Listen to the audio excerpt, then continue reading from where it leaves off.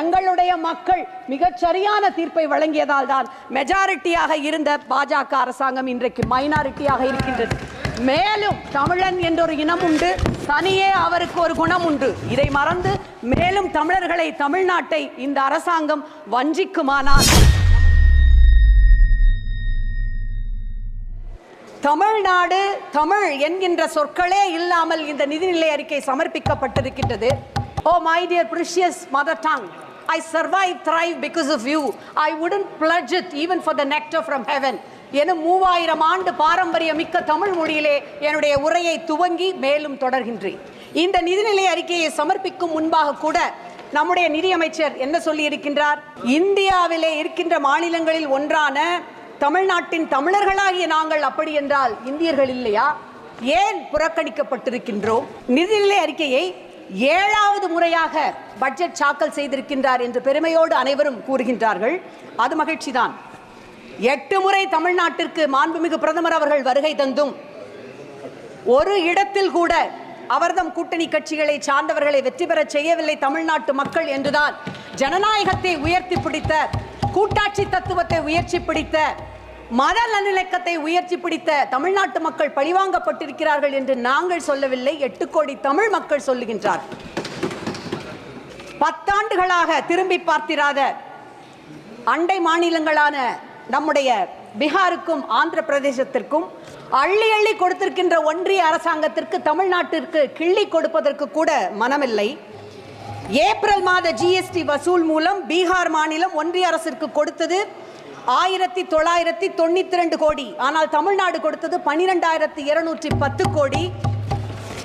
பீகாருக்கு ஒன்றிய அரசாங்கம் இந்த நிதிநிலை அறிக்கையிலே வாரி வழங்கி இருப்பது 37,500 கோடி. தமிழ்நாட்டிற்கு சுழியம், அதாவது 0. இதுதான் மாண்புமிகு பிரதமர் அடிக்கடி சொல்லுகின்ற வசுதேவ குடும்பகம், உலகமெல்லாம் எங்களுடைய குடும்பம் என்பதன் அர்த்தமா? விஸ்வகுருவின் நீதி பரிபாலனம் இதுதானா? இந்த நிதிநிலை அறிக்கையிலே 5 முறை நிதி அமைச்சர் 5 முறை ஆந்திர பிரதேசம் என்ற சொல்லை உச்சரித்திருக்கின்றார், 5 முறை பீகார் என்ற சொல்லை உச்சரித்திருக்கின்றார். ஆனால் ஒரு முறை கூட தமிழ்நாடு, ஏன் தமிழ்நாடு மட்டுமல்ல, தமிழ்நாடு, நம்முடைய தெலுங்கானா, கர்நாடகா ஆகிய மாநிலங்களின் பெயரை உச்சரிக்கவில்லை, கேரளாவினுடைய பெயரை உச்சரிக்கவில்லை. எங்களுடைய அன்பிற்குரிய மாநிலங்களான சிக்கிம், ஹிமாச்சல் பிரதேசம், உத்தரகண்ட் ஆகிய மாநிலங்களுக்கு பேரிடர் மேலாண்மை நிதி வழங்கப்பட்டிருக்கின்றது. அதிலே எங்களுக்கு மனமாச்சரியம் இல்லை, மனக்குறைபாடு கிடையாது. ஏனென்றால் அனைத்து மாநிலங்களையும் சகோதர உணர்வோடு பார்க்கின்றவர் தான் எங்களுடைய முதலமைச்சர். ஹிமாச்சல பிரதேசத்திற்கு 10 கோடி ரூபாய் நிவாரண நிதியை அனுப்பி வைத்திருக்கின்றார். கேரள மாநிலத்திற்கு வெள்ள பேரிடர் நிதியை அனுப்பி வைத்திருக்கின்றார். சொல்ல போனார், மணிப்பூரிலே பாதிக்கப்பட்ட நம்முடைய பெண்களுக்கு அவர்கள் தங்கியிருக்கின்ற அந்த முகாமிற்கு நிவாரண நிதியை அனுப்பி வைத்திருக்கின்றார். ஒடிசாவிலே ரயில் விபத்து ஏற்பட்ட பொழுது உடனடியாக முகாம் அமைத்து 24 மணி நேரம் மையம் அமைத்து பேரிடர் அந்த பயணிகளை எடுத்து கொண்டு வருவதற்கான உதவிகளை செய்திருக்கின்றார். இவ்வளவும் நாங்கள் செய்திருக்கின்றோம், யாரையும் குறை சொல்லவில்லை. ஆனால் எங்களுடைய சென்னை வெள்ளத்திலே தத்தளித்த பொழுது, மக்கள் துயரத்திலே உழன்ற பொழுது பல்வேறு முறை வந்த அமைச்சர்கள் இதுகாரும் நாங்கள் 37,000 கோடி கேட்டோம், ஆனால் எங்களுக்கு தந்தது 276 கோடி, அதிலும் சட்டபூர்வமான தொகைதான். இதுதான் பிரதமர் முன்வைக்கின்ற அகண்ட பாரதமா? நம்முடைய நிதியமைச்சர் அவர்கள் தமிழ்நாட்டிலே பிறந்தவர், மகாகவி பாரதியாரை மிக நன்றாக அறிந்தவர். பிரதமர் அவர்களும் பாரதியாரையும் திருவள்ளுவரையும் அடிக்கடி எப்பொழுதும் மேற்கோள் காட்டுவார். பாரதியார் எங்கள் பாரத தேசம் என்று தோள் கட்டுவோம் என்று சொன்னார். அதே பாரதியார் தான் நெல்லையப்பருக்கு எழுதிய கடிதத்திலே சொல்லுகின்றார், தம்பி நான் ஏறு செய்வேனடா, தமிழை காட்டிலும் ஒரு மொழி மிகச் சிறப்பானது என்று சொல்லும் பொழுது எனக்கு வருத்தம் உண்டாகின்றது. தமிழர்களை காட்டிலும் பிரிதொருவர் வலிமையானவர்கள், உயர்வானவர்கள் என்று சொல்லுவதிலே எனக்கு சம்மதம் இல்லை என்று சொன்னார். இதில் ஏதோ உயர்வு தாழ்ச்சி இவற்றை கொண்டு வரவில்லை, பாக பிரிவினை அல்லது எதை பற்றியும் நான் பேசவில்லை. ஆனால் உரிமை என்று வரும் பொழுது நம்முடைய உரிமைக்காக குரல் கொடுக்க வேண்டும். உங்கள் எதிரிகள் தான் உங்களுடைய ஆயுதத்தை தீர்மானிக்கிறார்கள் என்னும் செகுவாராவினுடைய அந்த சொற்றொடரை பின்பற்றி இன்றைக்கு நாங்கள் எங்கள் உரிமை குரலை இங்கே ஒலிக்க வேண்டியவர்களாக இருக்கின்றோம். கூட்டணி கட்சிகளை மட்டுமே திருப்திப்படுத்த சமர்ப்பிக்கப்பட்டிருக்கின்ற இந்த பட்ஜெட்டை நான் it is not an all India budget, it is an alliance budget என்று சொல்லுகின்றேன். ஏனென்றால் கூட்டணியிலே அங்கம் வகிக்காத ஓர் இடத்திலே கூட இந்த என்டிஏ கூட்டணியை வெற்றி பெற செய்யாத எங்களுடைய தமிழ்நாடு முற்றிலுமாக புறக்கணிக்கப்பட்டிருக்கின்றது. தமிழ்நாட்டிற்கு என்று எந்த பிரதானமான மிகப்பெரிய திட்டங்கள் எதுவுமே இங்கே கொடுக்கப்படவில்லை. நெடுஞ்சாலை திட்டமாகட்டும், ரயில் திட்டங்களாகட்டும், அல்லது கோவை மதுரை நகரங்களுக்கான மெட்ரோ ரயில் குறித்த திட்டங்களாகட்டும் அத்தனையும் கிடப்பிலே போடப்பட்டிருக்கின்றது. ஒன்றை இங்கே சுட்டிக்காட்ட விரும்புகின்றேன். இங்கே நிதி அமைச்சர் அறிவித்திருக்கின்ற பல திட்டங்கள் எங்களுடைய திராவிட மாடல் ஆட்சியிலே இருந்து எடுக்கப்பட்ட திட்டங்களாகும். 1000 தொழிற்பயிற்சி மையங்கள் மேம்பாட்டு திட்டமாகட்டும், மகளிருக்கான தோழி விடுதிகள், அது அங்கே தமிழ்நாட்டிலே மிகச் சிறப்பாக நடைபெறுகிறது. தொழிலாளர் தங்கும் விடுதிகளாகட்டும், ஏற்கனவே செயல்படுத்தப்பட்டு வரும் திட்டங்களை அவர் எடுத்து கையாண்டிருப்பதற்காக அந்த நன்றிக்காகவாவது தமிழ்நாட்டிற்கு அவர் நிதியை ஒதுக்கி இருக்க வேண்டாமா? ஏற்கனவே நிதிச்சுமையிலே தள்ளாடி கொண்டிருக்கின்ற தமிழ்நாடு, உதாரணத்திற்கு தென் சென்னை தொகுதியை எடுத்துக்கொண்டீர்கள் என்றால், சென்னை மெட்ரோ 2ஆம் கட்ட ரயில் திட்டம் இருக்கிறது அல்லவா? அதற்கான அடிக்கட் 2010ஆம் ஆண்டு நம்முடைய மாண்புமிகு ஒன்றிய அமைச்சர் அவர்களால் நாட்டப்பட்டது. சென்னையிலே கலைவாணர் அரங்கத்திலே 2011ஆம் ஆண்டு நம்முடைய மாண்புமிகு பிரதமர் அவர்கள் அதற்கு நிதியை அறிவிக்கின்றார். 63,000 கோடி அளிக்கப்படும் என்று. ஆனால் இன்று வரை ஒரு அம்மஞ்சல்லி கூட, அதாவது ஒரு நையா பைசா கூட அந்த திட்டத்திற்கு ஒதுக்கவில்லை. தமிழ்நாட்டு மக்கள் அனைவரும் நம் மக்கள் என்னும் கருணை உள்ளத்தோடு எங்களுடைய மாண்புமிகு முதலமைச்சர் அவர்கள் 33,000 கோடி ரூபாய் ஒதுக்கி அந்த பணியை துவக்கி இருக்கின்றார். ஏற்கனவே அந்த நிதிச்சுமை. இப்பொழுது பாருங்கள், பிரதம மந்திரியின் வீடு வழங்கும் திட்டத்தில் அடுத்த 5 ஆண்டுகளில் 3 கோடி வீடுகள் கட்டப்படும் என்று அறிவித்திருக்கின்றார் நிதியமைச்சர். ஒரு வீட்டிற்கான ஒன்றிய அரசின் பங்கினை உயர்த்துவது குறித்து இந்த நிதிநிலை அறிக்கையிலே எந்த விதமான அறிவிப்பும் இல்லை. ஒன்றிய அரசின் பங்கு ஒரு வீடு கட்டுவதற்கு 1.5 லட்சம் என்றால் மாநில அரசாங்கம் 12 இருந்து 14 லட்சம் ரூபாய் செலவு செய்ய வேண்டும்.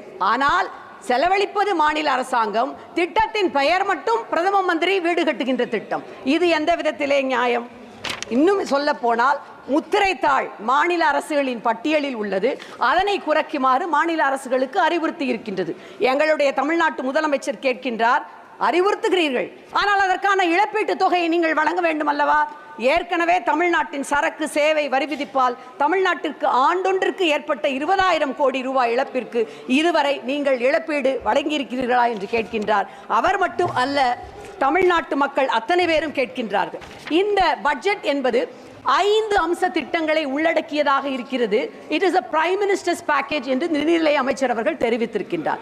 சென்ற இன்டரிம் பட்ஜெட்டிலேயே ஒரு பிராட் ஃப்ரேம்வொர்க்கில் பெண்கள், உழவர்கள், ஏழைகள், இளைஞர்கள் இவர்களுக்கு முன்னுரிமை கொடுத்து இந்த பட்ஜெட் சிறப்பாக செயல்படுத்தப்படும் என்று சொல்லியிருந்தால், அதிலே ஒரு சிறிய ஒரு உள்கட்டமாக இந்த பிரைம் மினிஸ்டர்ஸ் பேக்கேஜை அறிவித்திருக்கின்றார். வேலை வாய்ப்பு, கல்வி, திறன் மேம்பாடு, பெண்களுக்கான முன்னேற்றம் என்பதுதான் அந்த 5 அம்ச திட்டம். வேலை வாய்ப்பை எடுத்துக்கொள்ளுங்கள். அடுத்த 5 ஆண்டுகளில் 4.1 கோடி இளைஞர்களுக்கு வேலை வாய்ப்பு, திறன் மேம்பாடு முயற்சிகளுக்கு 2 லட்சம் கோடி செலவு செய்யப்படும் என்கின்றார். 2014இல் 5.44% இருந்த வேலை வாய்ப்பின்மை அன்எம்ப்ளாய்மெண்ட் 2024இல் 9.2 உயர்ந்திருக்கின்றது. சமீபத்திலே குஜராத் மாநிலத்தில் பரூச் மாவட்டத்தில் அங்கலீஸ்வர் என்கின்ற ஊரில் தனியார் நிறுவனம் நடத்திய ஒரு நேர்காணலில் ஆயிரக்கணக்கான இளைஞர்கள் கூடிய அந்த கட்டடமே இடிந்து விழுகின்ற அபாயத்தை வந்தது. இதுதான் 10 ஆண்டு கால பாஜக அரசினுடைய சாதனை. அடிப்படை கட்டமைப்புகளை சிதைத்துவிட்டு கோபுரத்திலே உங்களை உட்கார வைப்போம் என்கின்ற பொய் வாக்குறுதிகளை அள்ளித்தெளிப்பதாக இருக்கின்றது. கல்வி என்று வரும்பொழுது நீங்கள் அடிப்படை கல்விக்கான இவ்வளவு கோடிகள் ஒதுக்குகிறீர்கள் என்று சொல்கின்றீர்கள். ஆனால் மேற்படிப்புக்காக நடைபெறுகின்ற நுழைவுத் தேர்வுகளிலே நடைபெறுகின்ற மோசடி, வினாத்தாள் கசிவு, இன்னும் சொல்ல போனால் உலகில் எங்குமே கேள்விப்படாத அளவிற்கு நகைச்சுவைக்கு உரிய கிரேஸ் மார்க் தருகின்ற மதிப்பெண்கள் தருகின்ற it has become a biggest farce of the century தருகின்ற முறையை ஒழித்து கட்டாமல் கல்விக்காக நாங்கள் மேம்பாட்டு நிதி ஒதுக்குவோம் என்பது மிக நகைப்பிற்கு உரியதாக இருக்கின்றது. ஆகவேதான் நான் இந்த பட்ஜெட்டை a base budget, BASE in caps, without a base என்கின்றேன். It is a Bihar, Andhra Pradesh satisfying elbow greasing budget. Base budget without any base. எங்களுடைய மக்கள் மிகச் சரியான தீர்ப்பை வழங்கியதால் தான் மெஜாரிட்டியாக இருந்த பாஜக அரசாங்கம் இன்றைக்கு மைனாரிட்டியாக இருக்கின்றது.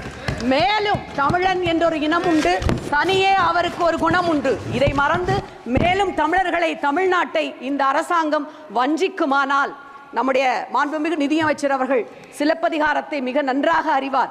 அந்த காப்பியத்தில் இளங்கோ அடிகள் கூறிய அந்த வரியை நான் நினைவூட்டுகின்றேன். மேலும் தமிழ்நாட்டை, தமிழ் மக்களை வஞ்சித்தால் இளங்கோ அடிகளுடைய அந்த வரிகளைத்தான் நான் நினைவூட்ட வேண்டும். அரசியல் பிழைத்தோருக்கு அறம் கூற்றாகும். அரசியல் பிழைத்தோருக்கு அறம் கூற்றாகும். நன்றி.